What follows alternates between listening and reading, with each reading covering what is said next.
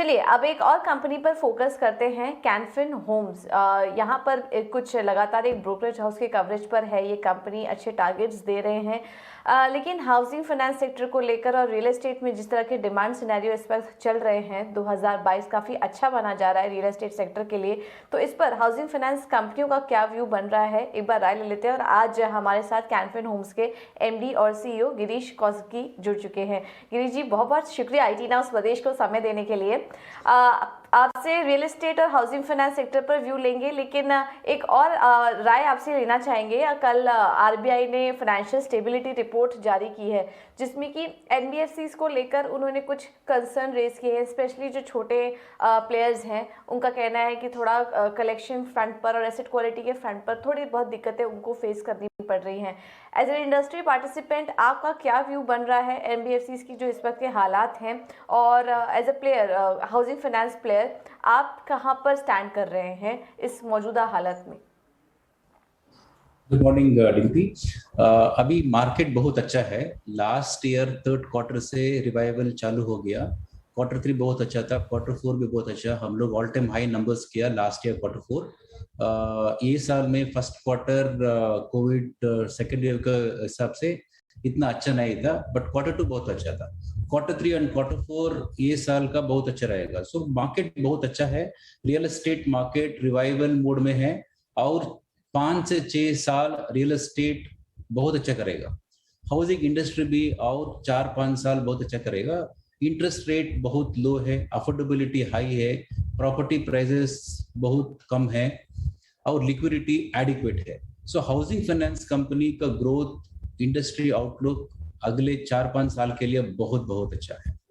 अभी stability report में few NBFCs का सबसे मेंशन किया था। वो बेसिकली NBFCs का अनसेक्योर्ड बुक थोड़ा ज्यादा है, स्मॉल टिकट पर्सनल लोन्स जो है, और maybe if you take MFI industry.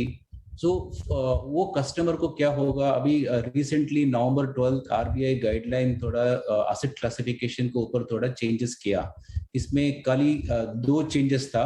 एक था NPA टैगिंग एग्जैक्टली 90 डेज होना चाहिए। पहले क्या था, फॉर एग्जांपल क्वार्टर 3 लिया तो अक्टूबर में 31 डेज, नवंबर में 30 डेज, दिसंबर में 31 डेज। सो आपका 92 डेज था। अभी क्या हो गया, अभी 90 डेज NPA होगा। क्यों, उसका मतलब क्या है, 29 ऑफ दिसंबर SMA2 कलेक्ट नहीं किया तो 30th ऑफ दिसंबर NPA हो जाएगा। सो पहले छोटा NBFCs को इंक्लूडिंग कैनफिन और बड़ा NBFC HFCs को 3 मंथ्स टाइम था NPA टैग करने के लिए। अभी क्या हो गया, 3 मंथ्स नहीं है तो 90 डेज है। सो क्वार्टर 3 में 92 डेज है, अभी 90 हो गया। सो 2 दिन लॉस हो गया। So all the customers, SMA2 customers 29 दिसंबर के अंदर पे करना पड़ेगा। पे नहीं किया तो NPA हो जाएगा। सो ये वाला दिक्कत तो होगी, नंबर 1। नंबर 2, पहले क्या था, अभी एक अकाउंट NPA हो गया, सो 2 EMI कलेक्ट किया तो वो NPA से SMA2 आ जाएगा। अभी क्या है, पूरा अरियर्स कलेक्ट करना पड़ेगा। जो भी अरियर्स है, जो भी ओवरड्यूस है, पूरा कलेक्ट करना पड़ेगा, which will be on par with banks. So ये बहुत मुश्किल है for most of the NBFCs, बहुत मुश्किल है, क्योंकि लास्ट इतना साल से they were used to collecting only 2 EMIs, अभी 4 EMIs कलेक्ट करना पड़ेगा। सो ये दोनों चेंजेस है ना, ये थोड़ा इम्पैक्ट तो पड़ेगा, डेफिनेटली इम्पैक्ट होगा। इम्पैक्ट ज्यादा होगा छोटा लोन्स के लिए, MFI, small ticket personal loans शायद 2 व्हीलर होगा, छोटा ऑटो लोन होगा, न्यू हो सकते हैं, यूज्ड कार हो सकते हैं। हाउसिंग के लिए भी थोड़ा दिक्कत होगा, बट उतना ज्यादा नहीं, बट NBFC के लिए तो दिक्कत होगा। So I think that is what stability report talked about.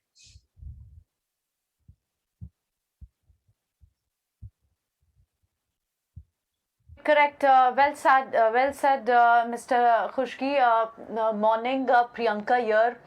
आपसे इस वक्त बात करना हमारे लिए इसलिए भी ज़रूरी था क्योंकि बहुत सारे व्यूअर्स, बहुत सारे इन्वेस्टर्स अपने लिए एक पोर्टफोलियो में रीजेक्ट करना चाहते हैं with the start of new year, या फिर वो एक आउटलुक समझना चाहते हैं rest rest of the last quarter of the financial year की हम देख रहे हैं, क्योंकि कैनफिन होम्स एवर सिंस सितंबर से बड़े इंस्टीट्यूशनल फंड्स के बुक्स में था, ये के पोर्टफोलियो में था, और last half of the year 2021 Canfin Homes has seen a tremendous valuation for sure. आपका जो मैक्सिमम एक्सपोजर है लोन बुक का वो हाउसिंग में है। हम आपसे एक थोड़ा सा व्यू और समझना चाहेंगे, not just on the numbers, on a broader sense, कि आने वाला क्वार्टर आपको किस तरह से दिख रहा है। लोग अब हाउसिंग लोन्स के लिए क्या ये रेशियो और ये प्रोपोर्शन बढ़ती हुई दिख रही है इस थर्ड क्वार्टर में, और फोर्थ क्वार्टर के लिए किस तरह की गाइडेंस आप शेयर कर सकते हैं?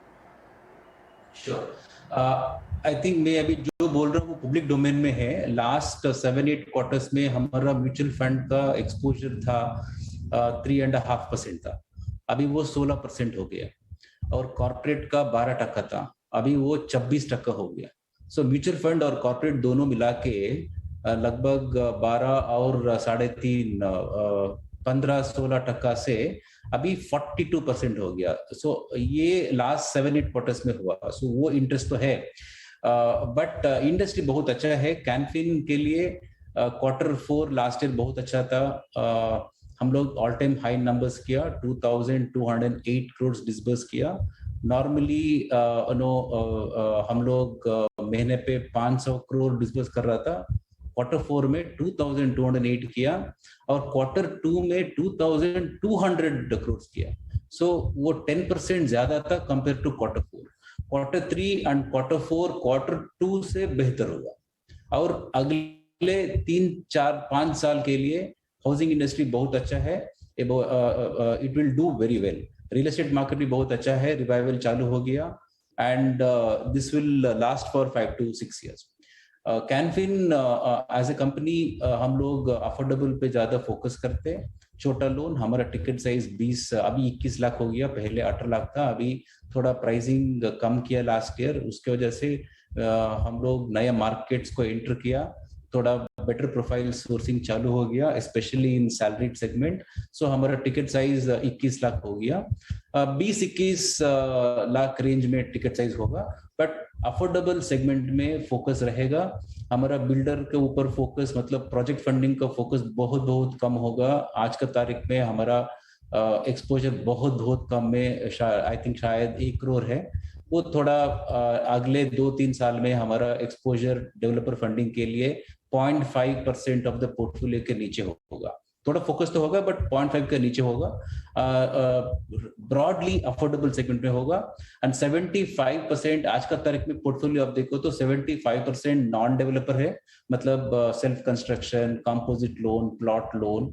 75% नॉन फ्लैट्स है, और 25% अपार्टमेंट फंडिंग है।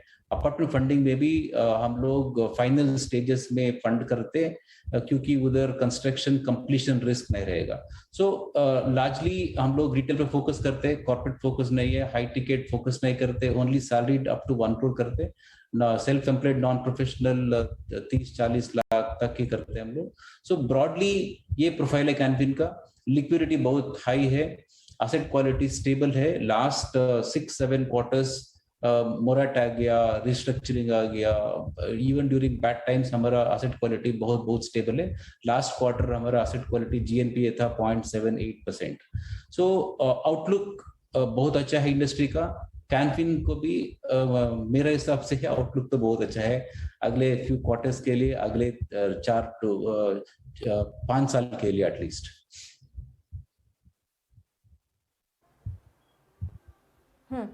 सर, हम देख रहे हैं कि रियल एस्टेट में और हाउसिंग फाइनेंस स्पेस में काफ़ी अट्रैक्टिव डिमांड अब आने वाले समय में उसकी बात की जा रही है, और इसी के चलते काफ़ी सारे बैंक्स और NBFC प्लेयर्स हैं जो कि इस तरफ अब फोकस कर रहे हैं अफोर्डेबल हाउसिंग सेगमेंट में, जहां पर कि आपका भी फोकस है।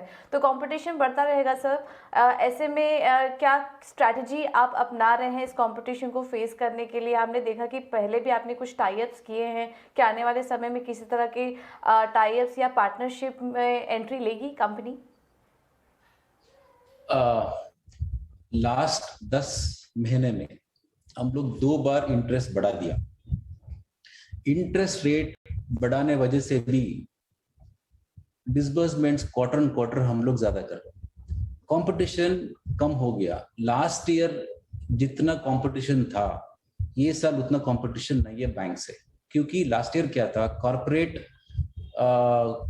लेंडिंग नहीं हो रहा था, एसएमई लेंडिंग बहुत कम था, और ये सब कोविड के हिसाब से, और रिटेल में अनसिक्योर्ड डिमांड बहुत कम था, सिक्योर्ड भी बहुत डिमांड कम था, मॉर्गेज बीटी ज्यादा हो रहा था लास्ट ईयर।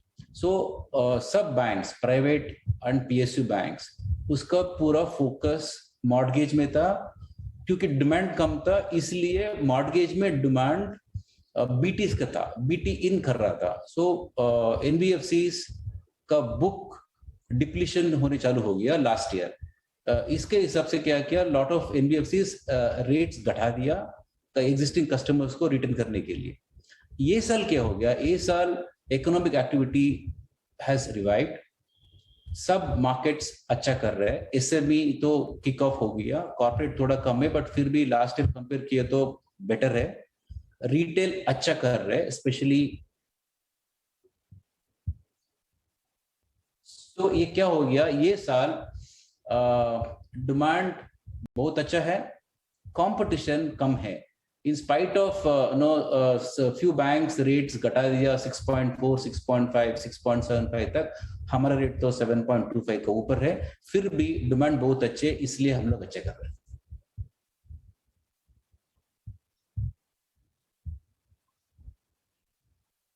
गिरीश जी, बहुत बहुत शुक्रिया आपका समय देने के लिए और हाउसिंग फाइनेंस पर और रियल एस्टेट सेक्टर पर अपना व्यू शेयर करने के लिए बहुत बहुत धन्यवाद आपका, और आने वाले साल के लिए भी बहुत बहुत शुभकामनाएं आपको। तो ये थे Girish Kausgi, can fin Holmes के एमडी और सीईओ, आप लोग अपना शेयर करते हुए। चलिए फिलहाल इस शो में हमारे साथ इतना ही, मुझे और प्रियंका को दीजिए इजाज़त, लेकिन आप बने